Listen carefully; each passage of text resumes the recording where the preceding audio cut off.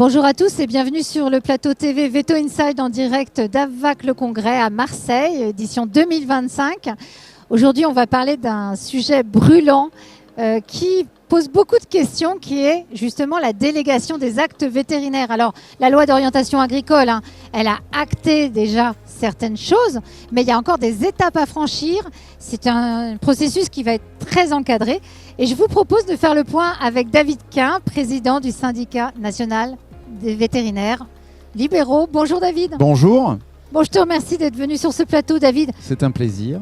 C'est pas un sujet facile, la délégation d'actes vétérinaires. On va parler à date de ce que l'on sait. Qu'est-ce que c'est la délégation d'actes vétérinaires, David? Et puis où est-ce qu'on en est de sa mise en œuvre?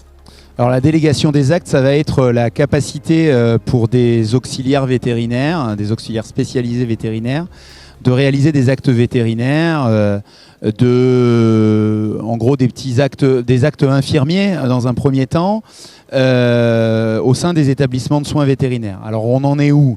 C'est une bonne question. C'est un sujet qui nous occupe depuis maintenant très longtemps. Les premières évocations de la délégation des actes vétérinaires, ça a peut-être 20 ans. On a travaillé sur ce sujet plus sérieusement, plus activement depuis 2017 et après le Covid, au moment où il y avait effectivement une pénurie forte de main-d'œuvre vétérinaire, la question s'est posée de savoir si c'était pas le moment d'ouvrir ce débat. Bon, les délais qu'il faut pour faire bouger les lignes sont toujours un peu longs et du coup aujourd'hui c'est un peu moins entre guillemets brûlant sur la pénurie, mais c'est maintenant que les textes sont promulgués, donc la loi au moment de la loi d'orientation agricole et de renouvellement des générations d'agriculteurs du mois de mars 2025, la délégation des actes est donc actée.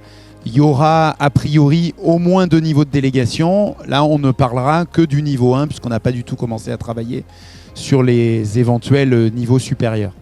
Et alors, quel type d'actes vont pouvoir être délégués aux auxiliaires Comme je l'ai dit juste avant, c'est des actes plutôt infirmiers, des injections, des poses de cathéter, des prélèvements biologiques, des soins basiques de dentisterie, des polissages dentaires, des choses comme ça, de la gestion des pansements, la gestion de drains, en gros tout ce que les auxiliaires sont amenés à faire dans les établissements aux côtés des vétérinaires actuellement, quoi. Et y a-t-il des conditions particulières justement de cette délégation d'actes? Alors la délégation d'actes, ça repose sur un accord des 2 parties. La première des choses, c'est qu'on ne peut pas imposer à une auxiliaire qui ne s'en sent pas capable de faire des actes vétérinaires délégués si elle ne le souhaite pas. Et on peut comprendre que certaines ne soient pas attirées par le côté médical de la chose. La deuxième chose, c'est qu'il faut que ce soit en accord avec l'employeur. C'est l'employeur qui, dans le texte de loi, est responsable des actes réalisés par ses auxiliaires. Et donc, une auxiliaire vétérinaire ne peut pas non plus imposer à son employeur de devenir délégataire. Donc, c'est un accord entre les deux. Comme le vétérinaire sera responsable des actes réalisés, c'est à lui de s'assurer que l'auxiliaire est en capacité de réaliser correctement ses actes. D'abord parce qu'il devra en répondre vis-à-vis de ses clients s'il y a des problématiques. Il y a un problème. Hein. Et donc, voilà, c'est un accord. Et les conditions, c'est ça. C'est un accord entre les deux. Ensuite, il y aura des conditions de formation et d'obtention d'une certification pour pouvoir y prétendre. Et alors, comment ça va s'organiser tout ce qui est formation et reconnaissance des ASV délégataires? Et puis surtout, question qui me brûle les lèvres, c'est comment ça va faire évoluer aussi leur statut et leur rémunération? Alors, comment ça va se passer au niveau formation et certification?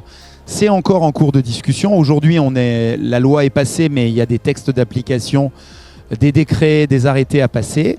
Donc notamment sur les niveaux de formation, ce qu'on attend de la formation, le prérequis nécessaire pour pouvoir prétendre à cette formation. Je parle là de la phase, ce qu'on appellera la phase pérenne. Comme on va avoir un changement fort, il va y avoir une phase transitoire, ce qu'on appelle la clause grand-père ou la clause grand-mère habituellement, qui va permettre, avec un système allégé, de faire reconnaître les compétences de celles qui le feraient déjà. Voilà, donc elles n'auront pas besoin d'aller répondre à tous ces niveaux, à toutes ces exigences en termes de formation. Celles-ci, pendant 2 à 3 ans probablement, il y aura un dispositif allégé qui leur permettra de faire reconnaître leurs compétences. Et ensuite, le prérequis, donc comme je le disais, c'est-à-dire le niveau de diplôme nécessaire pour prétendre à la formation, l'expérience professionnelle attendue, tout ça, ça sera dans des décrets ou des arrêtés. Et alors, il y a des dernières étapes donc, en cours de discussion. Oui. Et il y en a aussi sur lesquelles il reste encore à légiférer. Donc. Oui, alors c'est ça, c'est la rédaction de ces décrets et de ces arrêtés. Actuellement, on discute avec les organismes techniques, avec l'Ordre des vétérinaires, avec la Direction générale de l'enseignement et de la recherche du ministère de l'Agriculture et la Direction générale de l'alimentation. Il y a une question à laquelle on n'a pas répondu, donc du coup je n'ai pas répondu, c'est la valorisation des auxiliaires. Oui, la rémunération. La rémunération, leur statut et leur rémunération, ça fera évidemment partie de discussion lors du dialogue social. Donc c'est évidemment une demande des syndicats, des centrales syndicales de salariés qui représentent les auxiliaires. Et donc c'est des discussions qui auront lieu avec la commission paritaire de la branche. Ça veut dire un changement de convention collective ?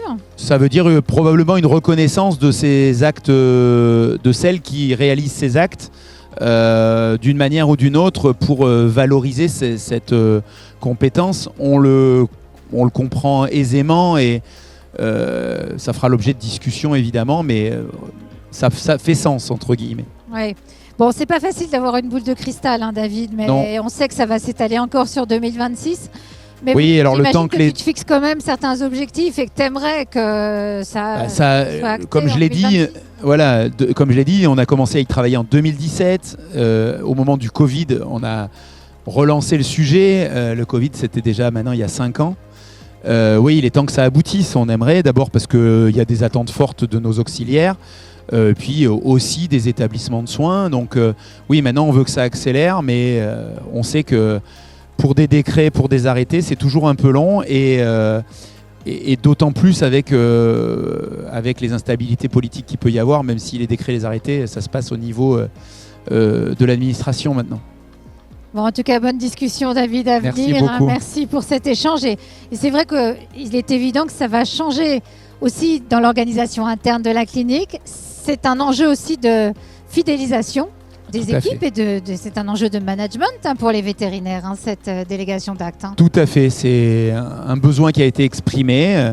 On a voulu que ce besoin soit laissé à la bonne volonté des établissements et des gens des vétérinaires et des auxiliaires.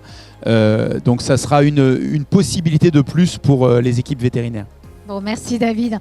En tout cas, j'espère que vous aurez été intéressés pour ce point date, je le précise, sur la délégation d'actes vétérinaires. N'hésitez pas à suivre Veto Inside pour avoir donc tout un suivi des actus de la profession vétérinaire. Un gros enjeu qui vous intéresse, vous Veto, vous ASV. Et allez, à très vite. Abonnez-vous à Veto Inside, la chaîne est gratuite. À bientôt.